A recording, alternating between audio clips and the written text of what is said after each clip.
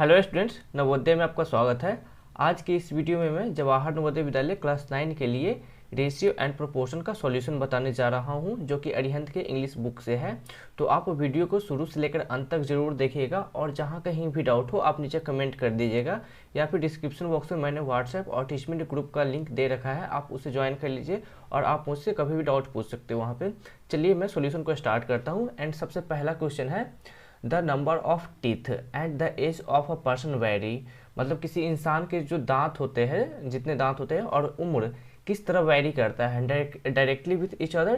तो डायरेक्टली मतलब होता है कि अगर उम्र बढ़ रहा है तो दांत भी की संख्या भी बढ़ेगा। तो ऐसा नहीं होता है। आप देखेंगे कि कोई बच्चा जन्म लेता है तो उसके कोई दांत नहीं होते, जैसे जैसे वो बड़ा होता है दांत उसके बढ़ते जाते हैं, और एक मैक्सिमम कितना होता है उसका, 32 दांत होता है। 32 दांत होता है मैक्सिमम, जब वो पूरी तरह एडल्ट होता है।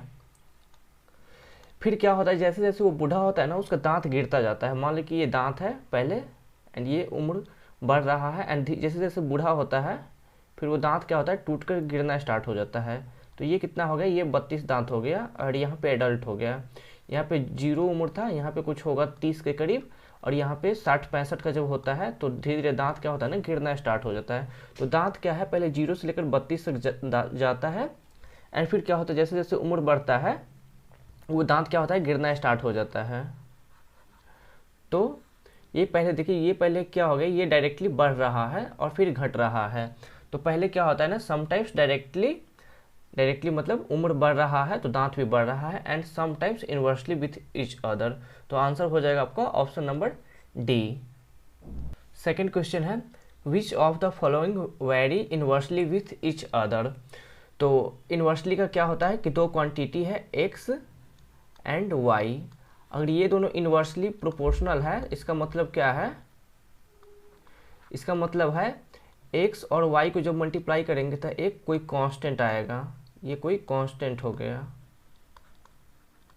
इसका मतलब ये होता है इन्वर्सली का। तो आप इन्वर्सली का मतलब ध्यान में रखिएगा कि अगर कोई दो quantity x and y inversely proportional है तो x और y का जो मल्टीप्लिकेशन होगा ना, वो एक कांस्टेंट होगा। पहला है स्पीड एंड डिस्टेंस। तो पहले स्पीड एंड डिस्टेंस वाला फॉर्मूला देख लेते हैं। डिस्टेंस वाला और क्या होता है, स्पीड इनटू टाइम, या फिर स्पीड इनटू टाइम बराबर डिस्टेंस।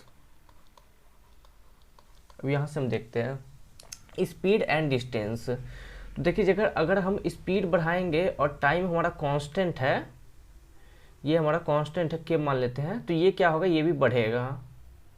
ओके, तो ये आपका क्या हो गया ना, ये डायरेक्टली प्रोपोर्शनल हो गया। डायरेक्टली स्पीड एंड डिस्टेंस क्या हो गया, डायरेक्टली प्रोपोर्शनल हो गया। अब क्या है, distance covered and taxi fare. मान लीजिए कि अगर आप 5 किलोमीटर जाते हैं, 5 किलोमीटर जाते हैं एंड भाड़ा लेता है 10 रुपया, तो 10 किलोमीटर जाएंगे तो भाड़ा कितना लेगा, ये आपसे 20 रुपये लेगा। तो जैसे ही डिस्टेंस बढ़ रहा है वैसे आपका टैक्सी फेयर भी बढ़ रहा है। मतलब एक दूसरे से ये क्या है ना, ये भी डायरेक्टली प्रोपोर्शनल हो गया। ये भी डायरेक्टली प्रोपोर्शनल था, स्पीड एंड डिस्टेंस। अब क्या है, distance travelled and time taken. अगर डिस्टेंस ट्रेवल्ड ये ले एंड टाइम टेकन ये, एंड ये हमारा कांस्टेंट हो गया। तो अगर डिस्टेंस ज़्यादा होगा तो टाइम भी ज़्यादा लगेगा। तो ये भी क्या हो गया, आपका डायरेक्टली प्रोपोर्शनल हो गया, क्योंकि डिस्टेंस बढ़ रहा है तो टाइम भी बढ़ रहा है अगर स्पीड कांस्टेंट है तो। अब है speed and time taken. Speed and time taken, यहाँ देख लीजिए, स्पीड इंटू टाइम बराबर क्या है, डिस्टेंस s इंटू टी। ये इससे मैच कर रहा है इन्वर्सली प्रोपोर्शनल से। तो देख लीजिए, ये आपका ऑप्शन नंबर डी हो जाएगा। स्पीड एंड टाइम जो टेकन है वो इन्वर्सली प्रोपोर्शनल होगा। अगर आप स्पीड बढ़ा देते हैं तो आपको डिस्टेंस कवर करने में कम टाइम लगेगा। अगर टाइम ज़्यादा लेते हैं तो स्पीड आपका कम होगा। मतलब अगर स्पीड को बढ़ाते हैं तो टाइम कम होगा, अगर टाइम को बढ़ाते हैं तो स्पीड कम होगा। तो आंसर हो जाएगा आपका option number D. Third number question है, both x and y are in direct proportion then 1/x and 1/y are. तो अगर कोई क्वांटिटी डायरेक्ट प्रोपोर्शन में हो एंड उसका इन्वर्स अगर हम रेसिप्रोकल करें ना, रेसिप्रोकल, तो वो क्या हो जाएगा, इन्वर्स में हो जाएगा। रेसिप्रोकल इन्वर्स में होता है। अगर xy इनडायरेक्ट होता या इनवर्स होता, देन इसका रेसिप्रोकल हम करते ना, रेसिप्रोकल क्या होता, डायरेक्ट होता। तो जब भी दो क्वांटिटी अगर डायरेक्ट में है तो उसका रेसिप्रोकल इनवर्स होगा, अगर इनवर्स में है तो उसका रेसिप्रोकल डायरेक्ट होगा। तो यहाँ पे डायरेक्ट में दे रखा है तो इसका रेसिप्रोकल क्या होगा, इनडायरेक्ट या इनवर्स होगा। ओके, तो आंसर हो जाएगा आपका ऑप्शन नंबर ए। ये चीज आपका जो आंसर है ना बुक में बी दे रखा है, लेकिन वो आंसर नहीं होगा, इसका करेक्ट आंसर ए होगा। तो आप बुक में करेक्ट कर लीजिएगा इसे। फोर्थ नंबर क्वेश्चन है, if two quantities P and Q very inversely with each other than. तो अगर इनवर्सली वेरी कर रहा है ना, इनवर्सली अगर होगा तो P into Q equal to K क्या है आपका कांस्टेंट हो गया। ओके, इनवर्सली के लिए ये हो जाएगा। एंड डायरेक्ट होता, ये डायरेक्ट होता, डायरेक्टली अगर प्रोपोर्शनेट होता तो P अपॉन क्यू बराबर के होता। के फिर क्या है, कांस्टेंट है, कोई भी कांस्टेंट पॉजिटिव वैल्यू हो गया। ओके, तो अगर यहाँ पे क्या दे रखा है, इनवर्सली, तो P इंटू क्यू कॉन्स्टेंट होता है। P इंटू क्यू कहाँ है, ये ऑप्शन नंबर सी आपका आंसर हो जाएगा। फिफ्थ नंबर क्वेश्चन है, the variable x is inversely proportional to y if x increases by p%, then by what percent y will decrease. तो x एंड y क्या है, इनवर्सली प्रोपोर्शनल है। Inversely proportional का मतलब क्या है, अगर x बढ़ेगा तो y घटेगा। तो यहाँ पे क्या है, x p% से बढ़ रहा है तो y क्या होगा, p% से घटेगा। तो आंसर हो जाएगा आपका option number A. Six number question है, L varies directly as m and L equal to 5 when m equal to 2/3, find L when m equal to 16/3। तो कह रहा है कि L और m है ना डायरेक्टली वेरी कर रहा है, डायरेक्टली। ओके, तो डायरेक्टली जब वेरी करता है तो क्या होता है, L upon m equal to K क्या है, कांस्टेंट है। दिया गया है L का वैल्यू 5 है, कब, L का वैल्यू 5 कब है, जब m का वैल्यू 2/3 है। तो यहाँ से हमें k का वैल्यू पता चल गया, k का वैल्यू क्या हो जाएगा, 5 इंटू 3/2, ये हो गया 15/2। अब बोल रहा है कि अगर m का वैल्यू 16/3 है तो L का वैल्यू क्या होगा। तो L का वैल्यू हमें पता करना है, m का वैल्यू क्या दे रखा है, 16/3, और k का वैल्यू हमें पता चल गया है 15/2। तो यहाँ से हम L का वैल्यू निकाल लेंगे, 15/2 इंटू 16/3, 3 से 15 कट जाएगा 5 टाइम्स में, एंड 2 से 16 कट जाएगा 8 टाइम्स में, एंड L का वैल्यू आ जाएगा आपका 40। आंसर हो जाएगा option number C, 40। Seventh number question है, the fourth proportional to 3, 5 and 21। कहने का मतलब है कि चौथा नंबर क्या होगा कि जब 3 और 5 का रेशियो ले, वही रेशियो आए 21 और उस फोर्थ नंबर का। तो लेट फोर्थ, चौथा प्रोपोर्शनल बी x। तो 3 और 5 का जो रेशियो आएगा ना, वही रेशियो क्या है, 21 और x का। तो x बराबर क्या हो जाएगा, 21 इंटू 5/3, 3 से 21 कट जाएगा 7 टाइम्स में, x का वैल्यू कितना आ जाएगा, 35। आंसर हो जाएगा आपका option number A. Eighth number question है, what must be added to each term of the ratio 49:68 so that it becomes 3:4। तो लेट x इज एडेड। मान लीजिए कि मैं 49 और 68 में x ऐड करता हूँ, तो 49 प्लस x और फिर 68 प्लस x का रेशियो क्या हो जाता है, 3:4 हो जाता है। एंड इसे क्रॉस मल्टीप्लिकेशन कर देंगे तो 4 into 49 plus X equal to 3 into 68 plus X, ये आपका हो जाएगा 196 प्लस 4x, और ये हो जाएगा 204 प्लस 3x। मैं 3x को इस साइड ले आता हूँ एंड 196 को इस साइड। 4x माइनस 3x क्या होगा, ये होगा 204 माइनस 196। इसे सॉल्व कर लेंगे, x इक्वल टू 8। तो ये आपका आंसर हो जाएगा ऑप्शन नंबर डी। अगर हम 8 जोड़ दे 49 में एंड 68 में, तो जो हमारा रेशियो होगा उसके बाद वो 3:4 का होगा। तो आंसर हो जाएगा option number D. 9th number question है a bag contains Rs 600 in the form of 1 rupee 50 paisa and 25 paisa coins in the ratio 3:4:12 the number of 25 paise coins is. तो मैं क्या करता हूँ ना, जितना भी रेशियो है उसे x से मल्टीप्लाई कर देता हूँ एंड 1 Rs कॉइन्स कितना हो जाएगा, ये हो जाएगा 3x। ओके, 50 पैसा कॉइन्स कितना हो जाएगा, ये हो गया 4x एंड 25 पैसा का टोटल कॉइन कितना हो गया, ये हो गया 12x। अब ये रुपया है एंड ये पैसा में है, इतना कॉइन है 50 पैसे का, तो इसे मैं रुपया में चेंज कर देता हूँ इन Rs। तो इसे रुपया में चेंज करने के लिए क्या करेंगे, 50 पैसा को कन्वर्ट कर देंगे रुपये में, तो ये हो जाएगा 2 एंड ये 2 से कट जाएगा ये 2x टाइम्स में, तो ये हो गया 2x। इसे भी मैं रुपये में कन्वर्ट कर देता हूँ इन Rs। 12x 25 पैसा को कन्वर्ट करने के लिए 25/100 से मल्टीप्लाई कर देंगे, ये इसे 4 टाइम्स में और ये इसे 3x टाइम्स में। तो 1 रुपये के कॉइन से कितना रुपया हो गया, 3x रुपया।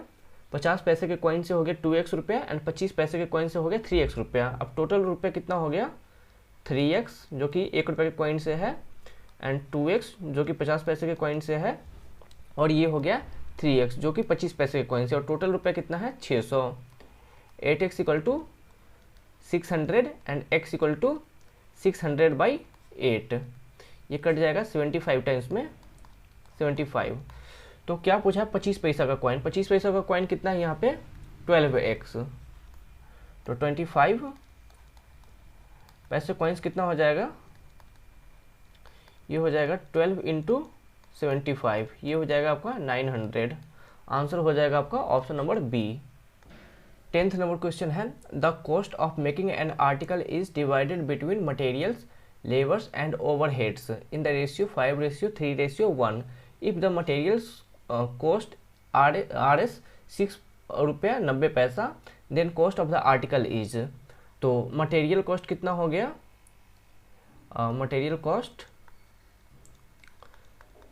5x मान लेते, मैंने x से मल्टीप्लाई कर दिया है, आसान होता है कैलकुलेशन करने में।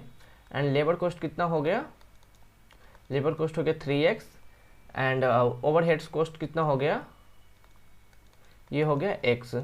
तो टोटल कॉस्ट कितना हो गया, टोटल कॉस्ट हो गया, तीनों को जोड़ देंगे 9x। दिया गया है अगर 5x का कॉस्ट कितना आ रहा है 6 रुपया 90 पैसा, तो एक का कॉस्ट कितना होगा 6 रुपया 90 पैसा अपॉन 5x। तो टोटल कॉस्ट कितना हो गया, 9x का कॉस्ट कितना होगा, ये हो जाएगा 6 रुपया 90 पैसा into 9x upon 5x। x cut जाएगा एंड इसे कैलकुलेट कीजिएगा आप, तो ये 12.42 रुपया आ जाएगा। आंसर हो जाएगा आपका option number A. 11th number question है if a/3 = b/4 = c/7 then a + b + c/c is equal to. तो तीनों इक्वल में है, a = b/4 = c/7। इसी में मैं k मान लेता हूँ, तो यहाँ से a का वैल्यू क्या हो जाएगा 3k, b का वैल्यू हो जाएगा 4k एंड c का वैल्यू हो जाएगा 7k। तो a + b + c/c।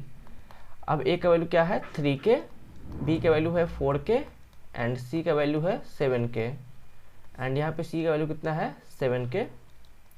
ऊपर ऐड कीजिएगा तो ये 14k अपॉन 7k हो जाएगा, k से k कट जाएगा, 7 से 14 2 टाइम्स में कट जाएगा, तो आंसर हो जाएगा 2। ऑप्शन नंबर डी आंसर हो जाएगा।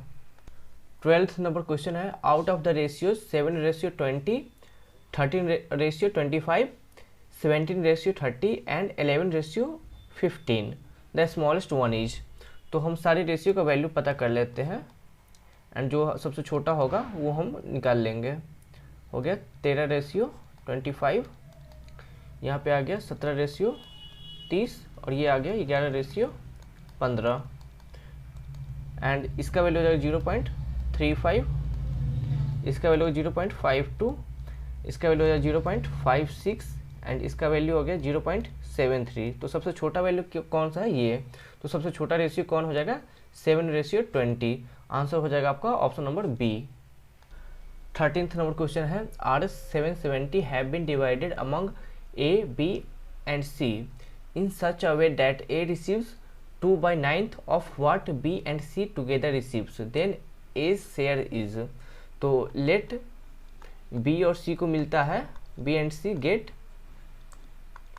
RS X रुपया, देन A को कितना मिलेगा, then A gets 2/9 of what B and C gets, मतलब x का 2/9, ये हो गया 2x/9। तो अब इस दोनों रुपये को हम जोड़ देंगे तो कितना रुपया हो जाएगा, जो टोटल रुपया वो हो जाएगा, ये हो जाएगा 770, ये हो जाएगा 9x + 2x/9 = 770। यहाँ से 11x/9 = 770, तो x का वैल्यू क्या हो जाएगा 770 × 9/11, ये x का वैल्यू कितना हो गया 630, मतलब b और c को कितना मिलता है 630 रुपये मिलता है। तो a को क्या मिलेगा 2/9 ऑफ 630, 9 से ये 70 टाइम्स में कट जाएगा और ये बचेगा आपका 2 × 70, ये हो जाएगा RS 140, मतलब a को कितना मिलता है 140 रुपया। आंसर हो जाएगा आपका option number A. 14th number question है if x varies inversely as y and x = 20 when y = 600, find y when x = 400। तो x एंड y क्या है, इनवर्सली वेरी करता है। इनवर्सली में क्या होता है x × y = k, ये कांस्टेंट होता है। दिया गया है जब x का वैल्यू 20 है तो y का वैल्यू कितना है 600 है, तो k का वैल्यू कितना आ गया, ये 12,000 आ गया। अब बोल रहा है कि y क्या होगा जब x का वैल्यू 400 है, x का वैल्यू 400 है तो y क्या होगा, और k का वैल्यू हमें पता है 12,000 है, तो y क्या हो जाएगा 12,000/400, 2 0 से 2 0 कट जाएगा और ये बचेगा 120/4, ये हो जाएगा 30 टाइम्स में कटेगा, तो y का वैल्यू कितना होगा 30, ऑप्शन ए आंसर हो जाएगा। 15th नंबर क्वेश्चन है if 2x = 3y = 4z then x ratio y ratio z। हमें दिया गया है कि 2x जो किसके बराबर है 3y के बराबर है और ये 4z के बराबर है, तो मैं मान लेता हूँ ये k के बराबर है, तो यहाँ पे x का वैल्यू हमें क्या हो जाएगा k/2 मिल जाएगा, y का वैल्यू क्या मिलेगा k/3 मिलेगा एंड z का वैल्यू क्या मिल जाएगा k/4 मिलेगा। ओके, तो x ratio y ratio z क्या हो जाएगा k/2 ratio k/3 ratio k/4।